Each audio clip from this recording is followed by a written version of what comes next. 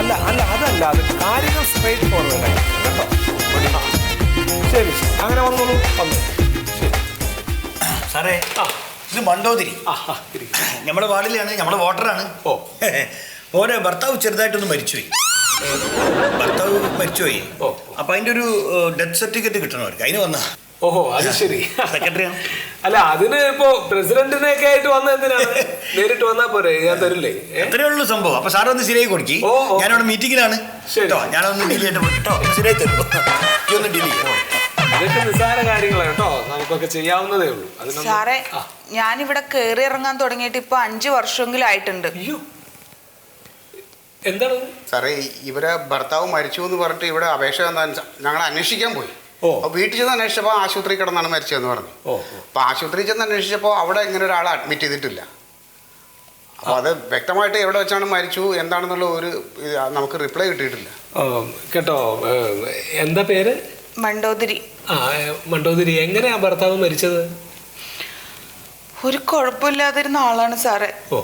ഒരു ദിവസം പണി കഴിഞ്ഞ് വീട്ടില് മുറ്റത്ത് ഇരുന്നിട്ട് എന്നോട് പറഞ്ഞ ചായ കൊണ്ടുവരാൻ. ഞാനാണെങ്കിൽ അപ്പം മീൻ വെട്ടിക്കൊണ്ടിരിക്കുകയായിരുന്നു. പിന്നെ ചായ കൊടുത്തില്ലെങ്കിൽ ആകെ ചീത്തയും ബഹളമായിരിക്കുമല്ലോ എന്ന് ഓർത്ത് ഞാൻ പെട്ടെന്ന് പോയി ചായ വെച്ച്. ചായയും കണ്ട് പുറത്ത് ചെന്നപ്പോഴത്തേക്ക് ആളെ കാണാനില്ല. ഈശ്വര, ചായ ചോദിച്ച ആളിത് എവിടെ പോയിന്ന് ഓർത്ത് എൻ്റെ ഉള്ളിൽ നിന്ന് ആകെ ഒരു ആന്തലായിരുന്നു. പിന്നെ അവിടെ നോക്കുമ്പോഴത്തേക്കും താഴെ വീണ് കിടക്കണ്. ഞാൻ കുറെ വിളിച്ചിട്ടൊന്നും എണീക്കണില്ല. അപ്പോ എനിക്കാണെങ്കിൽ ഒറ്റയ്ക്ക് പിടിച്ചെണീപ്പിക്കാനും പറ്റൂലല്ലോ. അപ്പോഴാണ് അതുവഴി ഒരു ഓട്ടോറിക്ഷ വന്നത്. അപ്പൊ പിന്നെ ആ ഓട്ടോക്കാരനും ഞാനും കൂടി ഓട്ടോയിൽ കയറ്റി എങ്ങനെയെങ്കിലും ഒന്ന് ആശുപത്രിയിൽ എത്തിച്ചാൽ മതി എന്നായിരുന്നു. പോണ വഴി ഓട്ടോ ഒരു കട്ടർ ചാടി. അപ്പൊ അയ്യോ അയ്യോ അങ്ങനെ അങ്ങനെ മാത്രം പറഞ്ഞത് എനിക്ക് ഓർമ്മയുണ്ട്. പിന്നെ ഒന്നും പറഞ്ഞിട്ടില്ല സാറേ. ആശുപത്രിയിൽ എത്തിയപ്പോഴത്തേക്ക് അവര് പറഞ്ഞു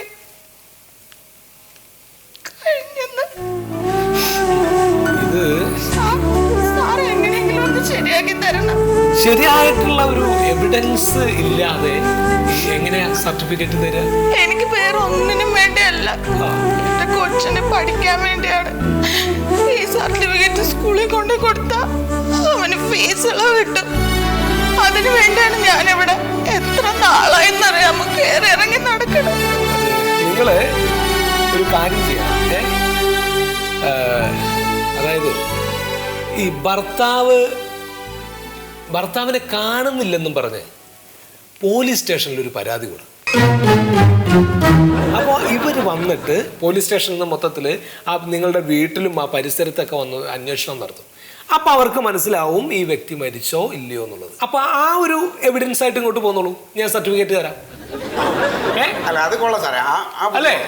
കാരണം എന്തെങ്കിലും നമുക്കൊരു തെളിവ് ഇല്ലാതെ നമുക്ക് ഈ സർട്ടിഫിക്കറ്റ് എടുത്ത് തരാൻ പറ്റില്ല. അല്ലാതെ മറ്റൊന്നും ഉണ്ടായിട്ടല്ല. അപ്പോൾ ഞാൻ മനുഷ്യത്വപരമായിട്ട് ഞാനിത് ചെയ്തു കഴിഞ്ഞാൽ ഇതിൻ്റെ ഈ മരിച്ച വ്യക്തിയുടെ ബന്ധുക്കളോ മറ്റോ വല്ല അതിർത്തി തർക്കമോ കാര്യങ്ങളൊക്കെ ആയിട്ട് വീണ്ടും ഇവിടെ വന്ന് അന്വേഷിച്ചാൽ ഈ സർട്ടിഫിക്കറ്റ് എടുത്ത് തന്നാൽ എനിക്കായിരിക്കും പിന്നെ പ്രശ്നം.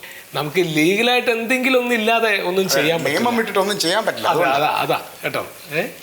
ഞാൻ എന്തായാലും ഒരു പോലീസ് സ്റ്റേഷനിൽ പോകാൻ പോണില്ല. ഇവിടെ നിയമവും കോടതിയൊക്കെ ഉണ്ടല്ലോ, എന്തെങ്കിലും നടക്കുമെന്ന് ഞാനും നോക്കട്ടെ. അല്ല സാറേ, എനിക്ക് മനസ്സിലായി ഇവിടെ വന്നിട്ടൊന്നും ഒരു കാര്യവും നടക്കൂല.